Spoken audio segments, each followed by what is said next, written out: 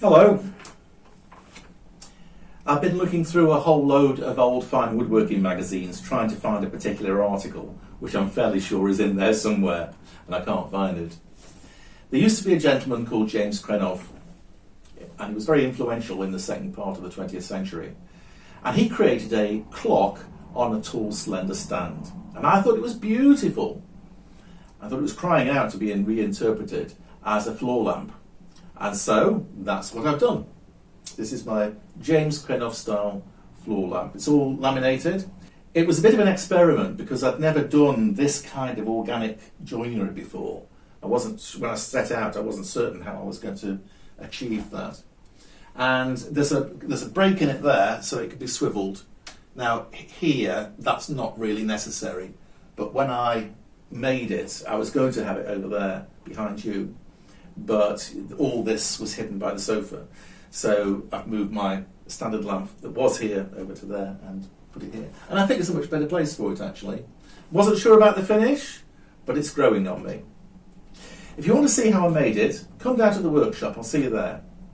Welcome to Workshop Essentials.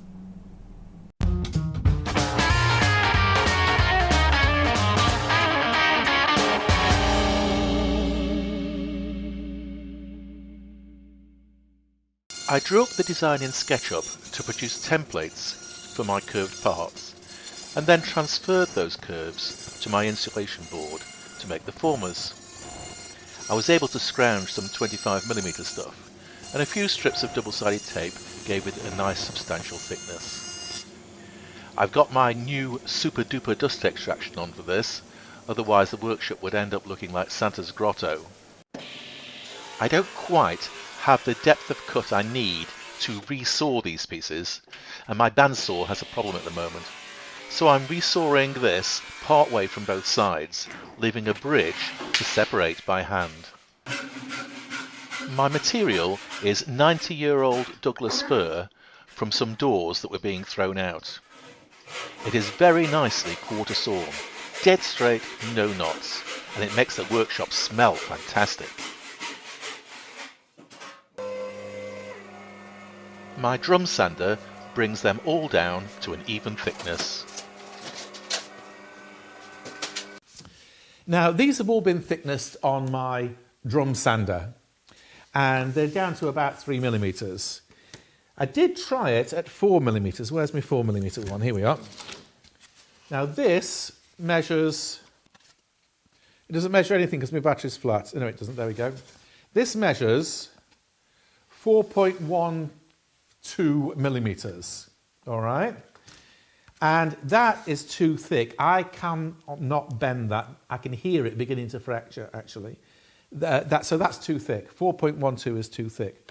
Whereas these, for example, which are thicknessed to 3.5, that one, they do vary a little bit because my drum sander's not perfect.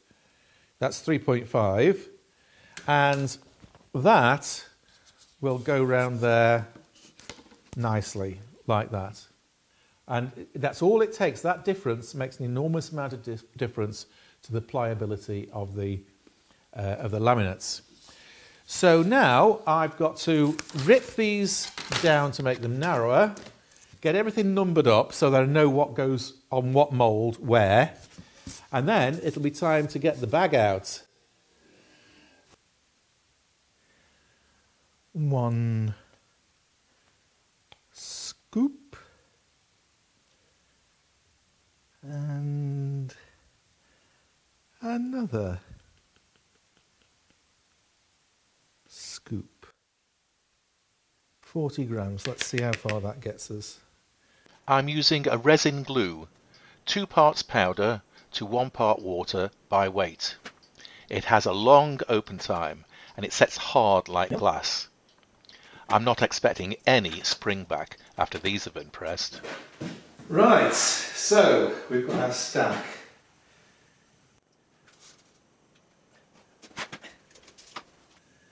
Right. Come on, I need to go in a bit more, I think. That's better, that's good, that's good. I moved my bench over here because my vacuum pump vents oil, and so after a while a fug builds up in the workshop. And we wait. It's great for stopping my tools from going rusty, but probably not great for my lungs. So this way I can have the pump outside.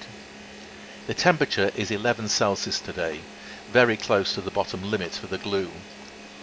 I have bought an electric blanket to throw over it all, but I don't think I shall need it today. There she goes, there she goes. Well, there's good news and there's bad news. Which would you like first?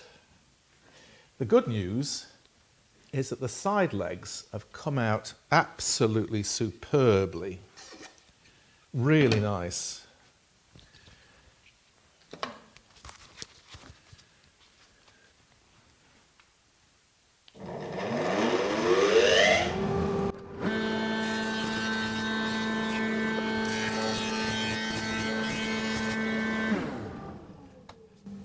I mean, that is absolutely beautiful. It's absolutely beautiful.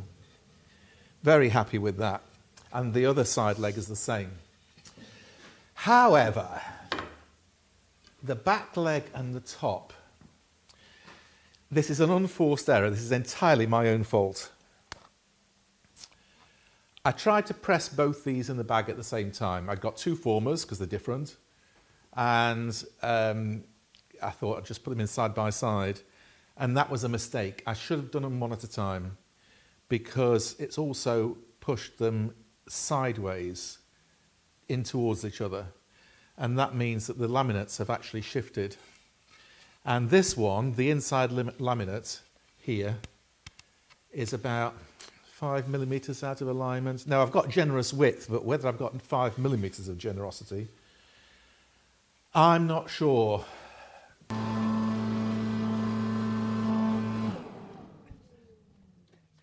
Well, that was a very close call. I've got away with it, actually. I've got away with it. I've ended up... I might have taken the glasses off to read a ruler. I've ended up at about 27 millimeters. But because the thickness is 30, it doesn't actually look skinny. It doesn't look skinny. That was a close call. I've got a little bit of what's the word? Breakout, not breakout. Where you rip it up, you know. Tear out, that's the word. I've got a little bit of tear out. Not much, but I need to get rid of it. And I'm not going to do any more planing. It's too aggressive. So I think I'm going to put them through the drum sander over there. The swivel joint is designed to let me have the lamp over my left shoulder or my right shoulder. A pin acts as a pivot, and it needs a hole drilling in the end grain of the back leg and the crook. I've built this horizontal borer to do the job. It's excellent. I wish I'd made it years ago. This twist drill is vibrating more than I would like. It's not really the right drill for the job, but my twin lip and spur drills don't go up this big, and the hole is a bit oversized as a result. Right, well, I've set up my dado stack, full stack, and canted it over to 45 degrees. And I need a 14 millimeter depth of cut.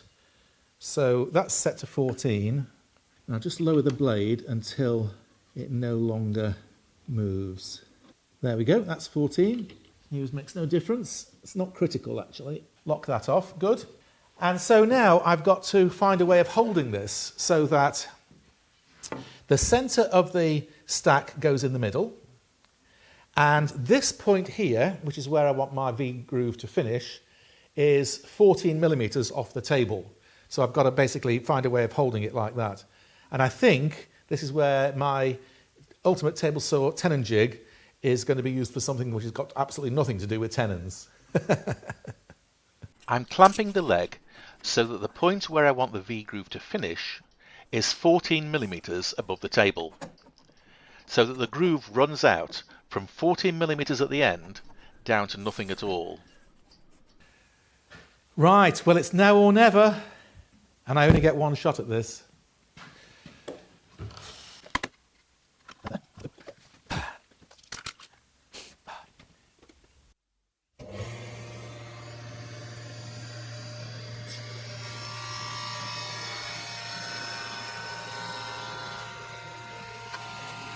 The other leg is mounted back to front, so that I end up with a mirrored pair. Go on. Right, let's see what the damage is. Oh, nice! It needs to go a little bit higher. It needs to go up about 1 millimetre. And that means, but that's really nice, actually, the way that that goes in there and runs out. I wonder if it'll matter if that's not... Yeah, it does really need setting up again, about 1 millimetre higher. But that's pretty good. I'm pleased about that. I'm going to fix the rest of it without you looking. It's just too stressful. So these are going to fit together something like that. It needs a little bit of fettling, but not very much. Quite pleased with that. Right, so with the foot flat and the foot flat like that, that's going to join about here, which unfortunately is below the straight section that I'd left just for this. Yeah, that's going to be tricky dicky.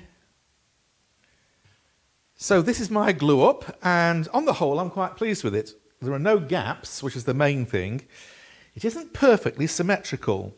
If you look straight on there, this bit here is more over to one side than the other. Don't really know why. I've had to trim off about, I don't know, 3 or 4 millimetres off the bottom of 1 foot to get it perfectly vertical. But that is now sitting bang on upright, and it's not bad there either. That's more difficult to measure because all this is curved. You'll be pleased to know that this hole has come out perfect. So I've got a pin, which a friend has made for me, and it's stainless steel, so the plastic sheath will go in there. It's a much better fit in the bottom than it is in the top, but some glue will sort that out. And then the other end of the pin goes into the top. This is a very snug fit, actually, but it'll go in like that, and it will go in, but if I push it in, it's a real pain to get out. It certainly won't need gluing. And so those two will sit together like that, and this will be able to be positioned like that. So the next job then, as far as I can tell, is to blend these legs together, and that's a job for a spoke shave.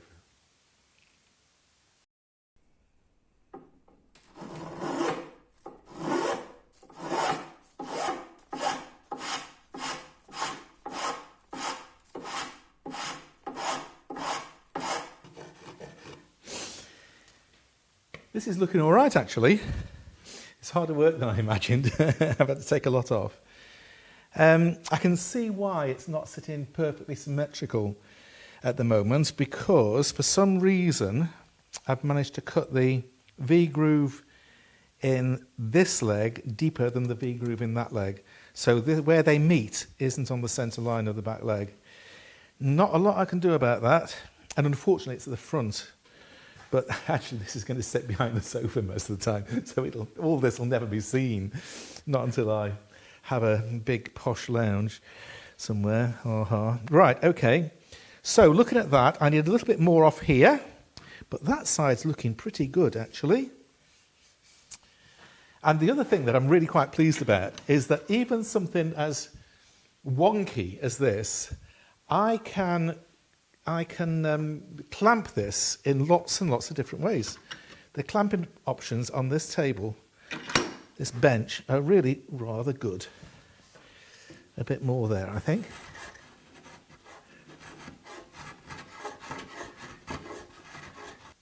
I've drilled and countersunk a hole through here, and I'm just going to cut a bird's mouth.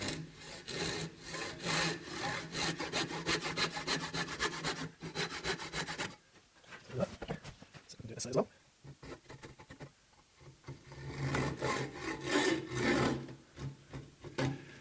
This is where it helps to have decent eyesight apart from anything else. That's why I use so many jigs. I can't see what I'm doing.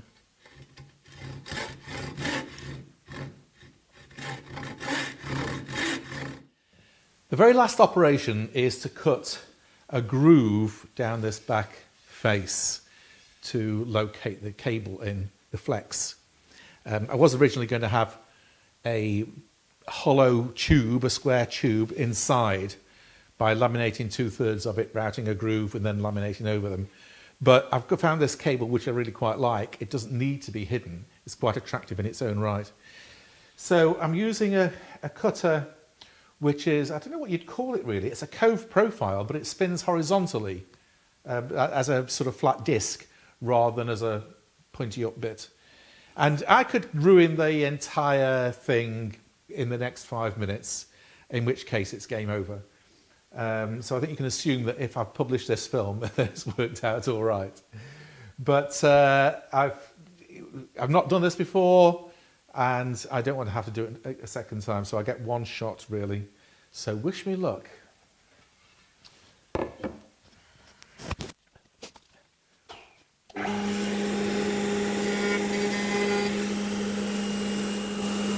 That's not in the right place. That needs to come up a little tiny bit. It's not the end of the world.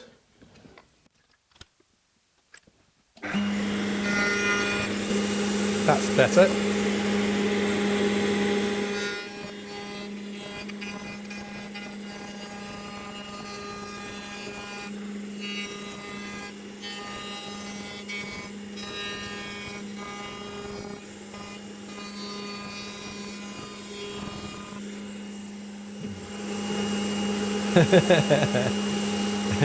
It's all right. There's been a few weeks of a hiatus, partly because I had a fairly serious accident involving my door and a gust of wind, and that necessitated some serious surgery.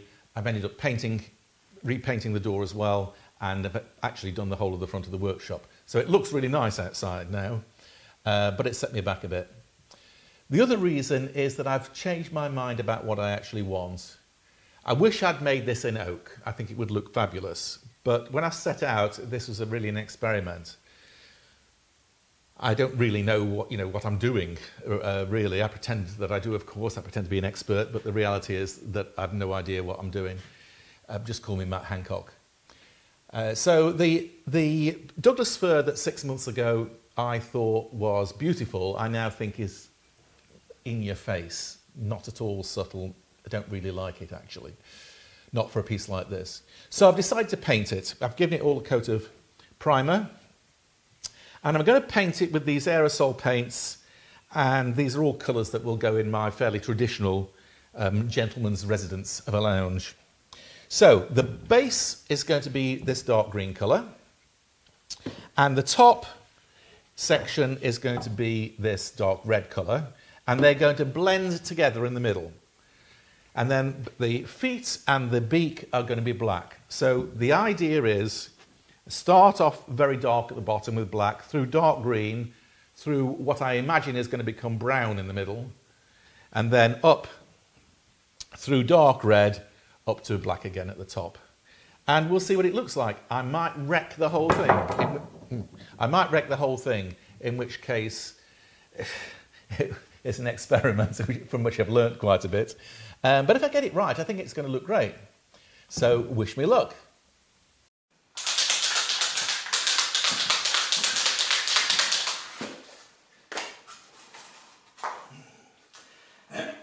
Right. Let's see what happens. Oops. In the right direction. Like, whoa, see?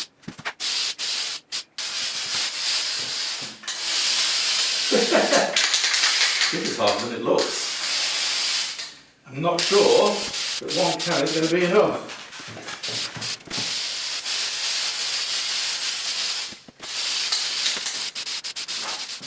One can's definitely not going to be enough. This is nearly empty already.